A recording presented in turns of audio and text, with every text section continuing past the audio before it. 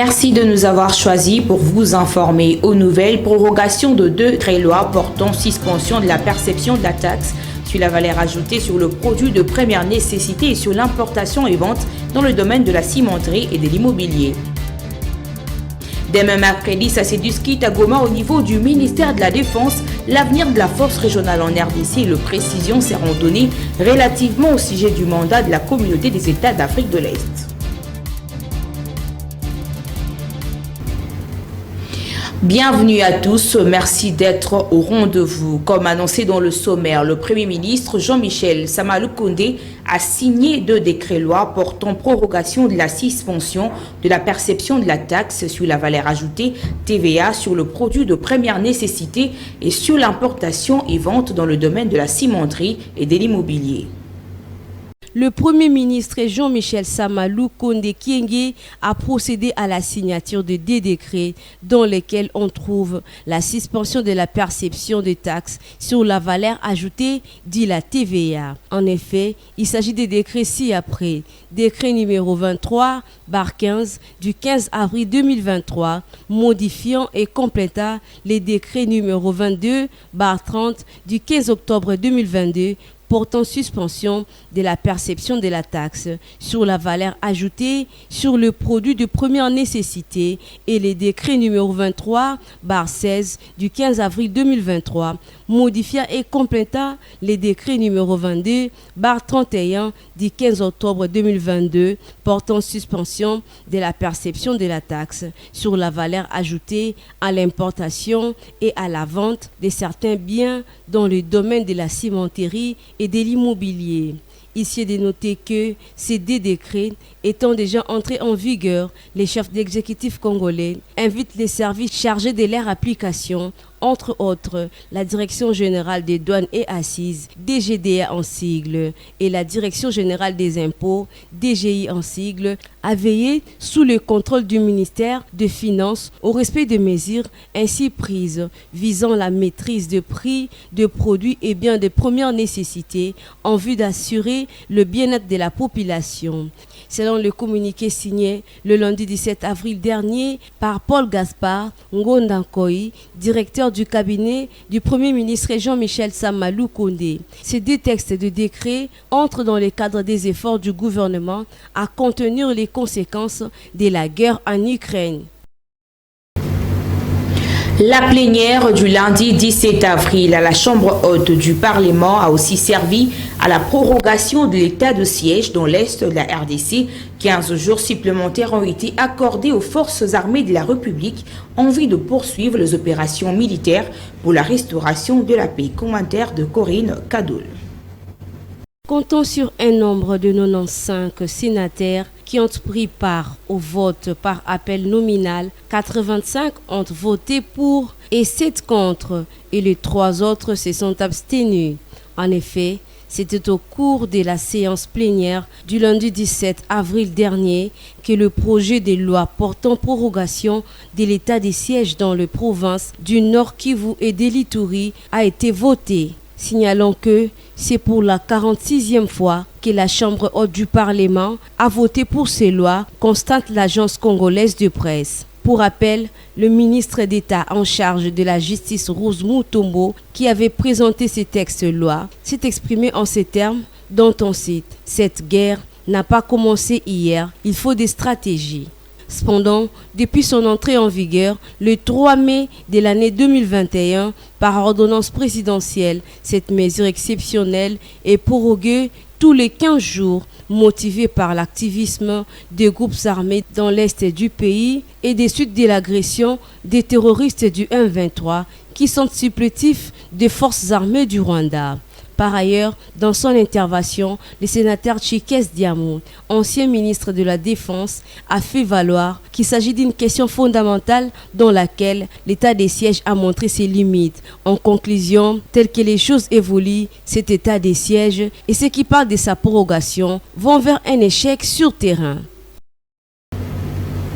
Madame, Messieurs, sachez que ce mercredi 19 avril à Goma, dans la province du Nord Kivu, le ministre de Défense de pays membres de la communauté des États d'Afrique de l'Est et AC vont échanger sur le mandat de la force régionale sur le sol congolais. Cette annonce a été faite par le vice-ministre, ministre de la Défense nationale, Jean-Pierre Bemba, lors de la 94e réunion du Conseil de ministres, tenue le 7 avril dernier à Kinshasa. Outre la clarification du mandat de la force régionale, ils vont également évaluer la situation sécuritaire actuelle au Nord Kivu, à l'est de la République démocratique du Congo. Ces ministres vont s'épancher sur le rapport de chef des renseignements militaires et de chef d'état-major depuis l'arrivée des troupes sur le sol congolais. Pour ce mardi 18 avril, interviendra à Goma la réunion de chefs d'état-major généraux de cette organisation régionale. La société civile provinciale espère que le mandat de cette force sera bien précisé et vulgarisé au sein de la population afin de la mettre au courant des actions qui seront menées par ces troupes de différents pays sur le sol congolais. Parlons du briefing presse tenu très récemment par le porte-parole du gouvernement au Nord Kivu. Patrick Mouyaya a passé au peigne fin la situation sécuritaire de l'Est de la RDC. Le ministre de la Communication affirme que le travail de la protection de la population et la sécurité relève de la responsabilité de l'État. Suivez. Ce qu'ils doivent savoir, c'est qu'ils ne peuvent pas remplacer l'État. Ça me donne le pas pour parler des Wazalendo. Au-delà de tout ce que les gens peuvent dire, mais le travail de la protection de la population et de la sécurité relève des autorités nationales, l'armée et la police. Il n'a pas Chaukouya bien clair. Tout cas, dans une situation d'agression, ça pour l'Ukraine, Bakongomani Beko n'a droit de défendre un chiabo. Non. Mais quand on a défendre un chiabo, ça veut dire que vous combattez le bon combat. Ça nous a nini, Moutafanya il est milliona, et je crois que le gouvernement provincial avait bien réagi. Mais il y en a deux individus, dès qu'on a circulé Kougoma na Mandoki. Mais quel objectif? Non. Les Wazalendo, comme tous les Congolais qui se battent pour le respect de l'intégrité territoriale, doivent se battre dans les normes. Ça veut dire, Mounayua, comme à Weuko, je donne un exemple. Mon territoire occupé par les M23. Les terroristes Banakouya. Ville Banafanyaka, Bana violé Bamama, Bana violé Batoto. Weuko pale, utafani. Utakimbia, utakufa, ou uta défendre famille. C'est dans ça qu'il faut situer ça. Mais maintenant, deuxièmement, toutes ces activités, si elles se font, elles doivent se faire rester dans la norme. Moi, par exemple, j'ai besoin des alliés pour le gouvernement, la société civile ici, pour qu'on passe le bon message. Non. Donc, il est question, il n'a pas choqué à clair, parce que les Rwandais, dans leur narratif mensonger, il est banasema kakila chikuninini. FARDC on a kombanisha na ba wazalendo. FARDC on a kombanisha na ba FDLR. Mon front diplomatique comme banatu ou l'Isaïl est ma question. Parfois ça nous prend le temps où on devait parler des problèmes de nos populations. Tu n'as pas choisi commencer pour expliquer ce qui s'est passé. À la suite de sa communication, le porte-parole du gouvernement Sama 2 a aussi fait le point autour de la sécurité des professionnels de médias dans l'exercice de leur métier tout en martelant sur la liberté de la presse pendant ces moments de crise sécuritaire dans la partie orientale de la République. Écoutez, la question de la sécurité des journalistes est une question qui nous préoccupe au quotidien. Le gouverneur militaire est là, le colonel Ndjike est là. Chaque fois qu'il y a des médias qui veulent venir ici couvrir, non seulement que j'ai fait l'accréditation pour la presse étrangère, mais j'appelle. Je dis, est-ce que vous êtes en mesure? Récemment, je vois Michombero dans la salle, je pense qu'il devait aller couvrir à Rubaya. Le gouverneur m'appelle, il me dit, excellent, j'ai tel cas. Je dis, monsieur le gouverneur, est-ce que vous êtes en mesure d'assurer leur sécurité quand ils vont aller là-bas? Ou est-ce qu'eux-mêmes, ils ont pris de précautions pour aller là-bas? Je crois que Michombero, qui est fixeur, connaît les lieux. Ils sont partis, ils ont fait leur reportage, ils sont partis. La même chose pour TV5. Mais ici, il faut que, dans la sécurité, au-delà du rôle que nous attendons de l'État, nous-mêmes, nous devons avoir des réflexes. Parce que vous savez que les M23, c'est des barbares, c'est des terroristes. Dans leur espace, il n'existe pas de liberté d'expression. Parce qu'ils tuent tout le monde aveuglément, ils peuvent prendre des journalistes. L'autre aspect, et c'est pour ça que j'avais une réunion avec le général Ekenge, le porte-parole de l'armée, et quelques journalistes, pour dire qu'il faut permettre aux journalistes d'avoir accès à l'information. Alors, c'est toujours un peu délicat, parce que certaines informations qui viennent de l'armée, c'est des informations qui peuvent être classifiées parce que pouvant avoir une incidence sur la situation opérationnelle de terrain. Donc, vous voyez qu'il y a juste une mesure qu'il faut tenir, mais moi je salue la disponibilité des autorités provinciales à chaque fois, en tout cas quand je les appelle, à répondre promptement aux demandes de journalistes. Et je vais les exhorter à continuer à travailler dans ce sens parce que c'est aussi grâce au travail des journalistes que la crise en République démocratique du Congo est de plus en plus suivie. Le débat autour de frontières de la RDC et du Rwanda font réagir différentes personnalités congolaises, parmi lesquelles le professeur et historien Isidore Ndaiwel, qui lors de son intervention a démenti de fond en comble les arguments mensongers de Kigali. Pour cet historien de grande facture, c'est plutôt la RDC qui a de terres à réclamer au Rwanda et non le contraire. C'est le Congo qui a des terres à récupérer au Rwanda et non le contraire. Une contre-vérité. Le Congo est à la base de la réduction de l'espace du Rwanda. Il existe un mythe du grand Rwanda qui s'est développé dans la région et qui, depuis la fin des années 90, nourrit un imaginaire susceptible de pérenniser le climat de violence existant. À partir de la manipulation des mythes anciens, on prétend qu'il aurait existé naguère un grand Rwanda qui englobait les espaces actuels du nord et du sud Kivu, et que ce grand Rwanda aurait été combattu puis réduit à des portions congrues lors des conquêtes coloniales. Cette nouvelle situation aurait été adoptée par la conférence de Berlin, puis après les indépendances par le deuxième sommet de l'OUA en 1964 qui a opté, comme vous le savez, sur le principe de l'intangibilité des frontières. On comprend alors que cette soi-disant reconstitution du passé puisse alimenter des velléités hégémoniques du présent en vue de l'accaparement éventuel d'une partie des terres congolaises. En ce qui concerne la frontière rwando-congolaise, si on peut passer la carte suivante, la situation ne souffre d'aucune ambiguïté. S'il faut revenir à la première carte de la région du 1er août 1885, c'est le Congo qui a des terres à récupérer au Rwanda et non le contraire. Car sur cette carte initiale, si vous pouvez bien regarder ce coin-là, sur cette carte initiale, la partie occidentale du Rwanda était congolaise. C'est l'expédition du comte allemand von Gotzen faisant la découverte du lac Kivu en 1884 qui permit la réouverture des négociations qui aboutirent à la signature de la Convention du 11 août 1910. Conflit frontalier RDC-Rwanda, restons-y, le Congo restera un et indivisible. C'est la réponse de Martin Fayulu Madidi contre le propos tenu par le président rwandais Paul Kagame sur le terre congolaise et plusieurs politiciens lèvent leur ton quant à ce.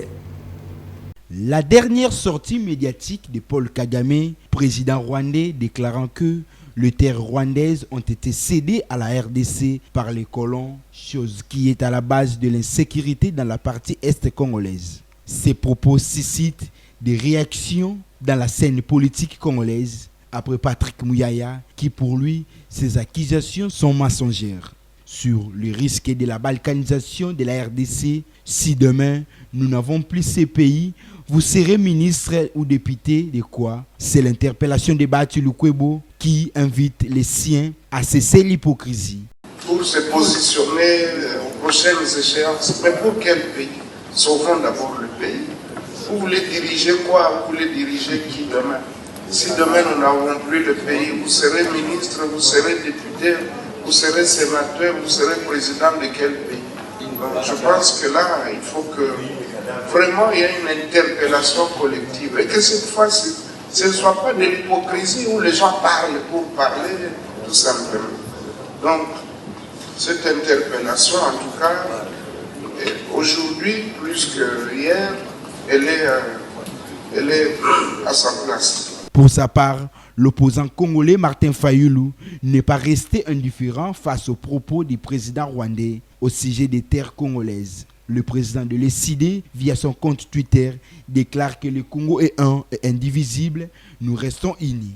Pour d'autres, c'est la richesse de la RDC qui attire la convoitise de nos voisins dont le Rwanda et ses poulains du M23. À ce stade, les Congolais sont appelés à l'unité et à la vigilance pour barrer la route à toute tentative de la balkanisation du pays de Lumumba, de Cyril Kabila et de Mfumu Kimbangu. Bientôt, un troisième groupe de fonctionnaires de l'administration publique de l'État seront retraités. Déjà, l'opération de contrôle de la conformité de dossiers des agents remplissant le critère est déjà lancée depuis plus d'une semaine. C'est le vice-premier ministre en charge de la fonction publique, Jean-Pierre Liaou, qui l'a annoncé à travers une note circulaire du processus de la mise à la retraite des agents de carrière et de service. Culture, le violon ne s'accorde pas entre le nouveau et l'ancien président du conseil d'administration à la société congolaise de droits d'auteur et de voisins Sokoda.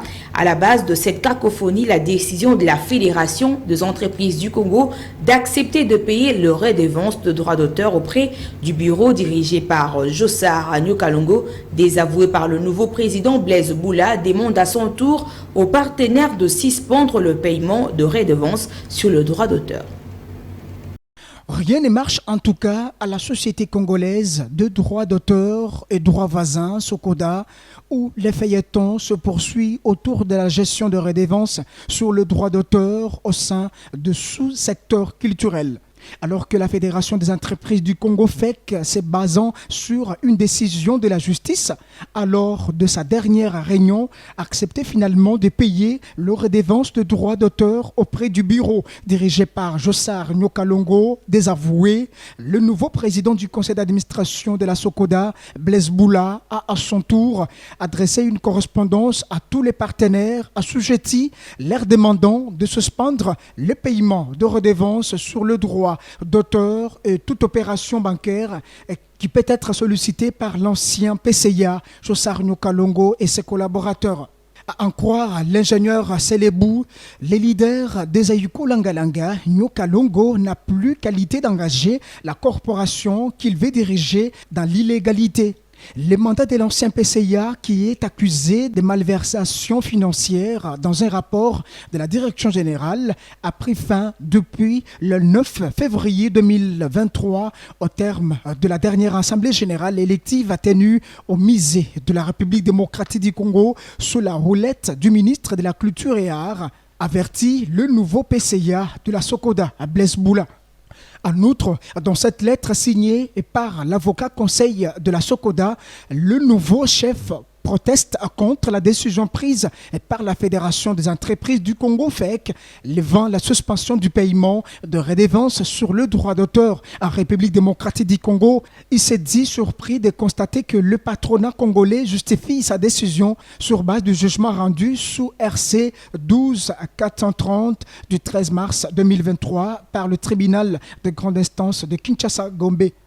Qui a raison et qui a tort? C'est ici que l'implication de la ministre de tutelle est sollicitée pour mettre fin à ce conflit d'intérêts qui ternit l'image de l'art congolais. Ouvrons ces chapitres du sport. Les léopards judo de la RDC ont présenté dans la soirée du lundi 17 avril le médaille raflée à l'Open de Luanda au ministère de Sport et Loisirs, reçu par Maître Jonas Ngalamouloumé, directeur de cabinet, qui a exprimé la joie de l'exploit de ces judokas. Accompagné du coordonnateur de la Fédération nationale congolaise de judo, les léopards judo ont été reçus ce lundi dans la soirée par le directeur de cabinet du ministre des Sports et Loisirs. ces judokas sont venus présenter à François-Claude Kabulo Mwana Kabulo la moisson de leur participation à l'Open de Luanda. Au nom du ministre des Sports et Loisirs, son directeur de cabinet, Maître Jonas Ngala Mouloumé, a réitéré ses vives félicitations aux vaillants médaillés, tout en rassurant les lauréats que les performances réalisées seront primées par une séance spécifique. Nous sommes fiers aujourd'hui de vous recevoir dans notre cabinet au nom et pour le compte de son Excellence Monsieur le ministre des Sports et Loisirs, Claude François Kabulo Mwana Kabulo, qui est à ce jour empêché pour des raisons d'État. Nous exprimons à l'occasion de votre présence dans notre cabinet cette joie en son nom et au nom de toute la nation et vous encourageons davantage dans les préparatifs qui sont en vue. Il y a une séance qui vous est réservée à la hauteur de la gloire que vous avez apportée à la nation. Le coordonnateur de la fédération, Maître Nicolas Lianza, a fait le bilan de la compétition tenue du 6 au 8 avril dernier à Luanda, capitale angolaise. Et nous sommes venus le remettre à son excellence parce que ce sont les premières médailles du ministre Claude François Mwana Kabulo. Nous les appelons la génération Kabulo. Donc voici les premiers nés de la génération Kabulo dans le léopard judo. Nous avons été rassurés par le représentant de son excellence qui était empêché. Il nous a rassurés de l'appui, du soutien du ministère dans les activités futures. Il nous a encouragés dans l'effort fourni par la coordination, mais aussi il a encouragé les athlètes et a garanti le soutien indéfectible de l'État congolais à travers le ministère de tutelle. Et pour cela, nous continuons à travailler avec les services du ministère pour les différentes échéances, notamment les Jeux de la francophonie ainsi que d'autres compétitions au niveau international. Pour rappel, les Congolais ont raflé 4 médailles, dont 2 en or et 2 en bronze. Et de l'autre côté, sachez que Fati Coupe est le nom du tournoi de jeunes qui sera organisé très récemment en République démocratique du Congo, motif de l'entretien du ministre de Sport et Loisirs avec le comité exécutif de la FECOFA le lundi 17 avril dernier dans son cabinet de travail. Espoir Kinanguidi nous fait le point. La République démocratique du Congo, par la bénédiction de la Confédération africaine de football et de la Fédération internationale de football association, abritera le mini-compétition des jeunes de moins de 20 ans en juin prochain, dénommée Fati Coupe, en l'honneur du président de la République Félix Antoine Tshisekedi Tshilombo. Ce tournoi régional regroupera quelques pays d'Afrique, notamment le Congo-Brazzaville et l'Angola. Se déroulera au stade des Martyrs de la Pentecôte, dont les travaux de réhabilitation avancent à grande vitesse. C'est un tournoi qui sera totalement pris en charge par la Fédération internationale de football association. De ce vendredi, une délégation puisse traverser au Brazzaville, c'est là où se trouve le président de l'UNIFAC, le président Guy Mawelas, président de la FECOFOOT, par rapport à la faisabilité de ce tournoi. Au cours de cette réunion avec le ministre des Sports, la question sur les championnats et la sélection n'a pas été échappée. Son Excellence a également fait des avancées significatives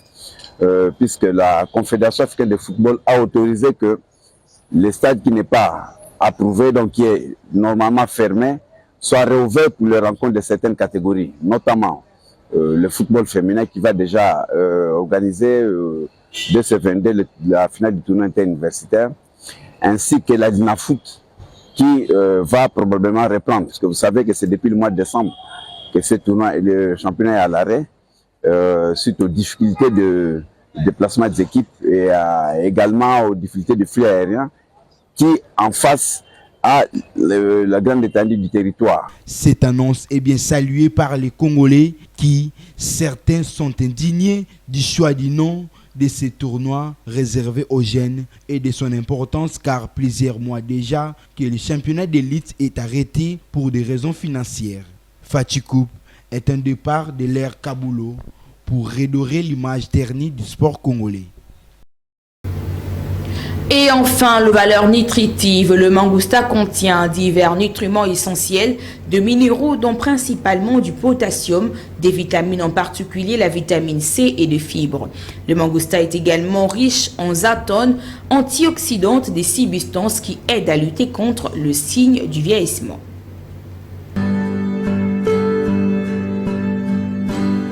Le mangoustan, appelé le roi de fruits, est un fruit provenant d'Indonésie cultivable dans le sud-est de l'Asie et une partie de l'Afrique.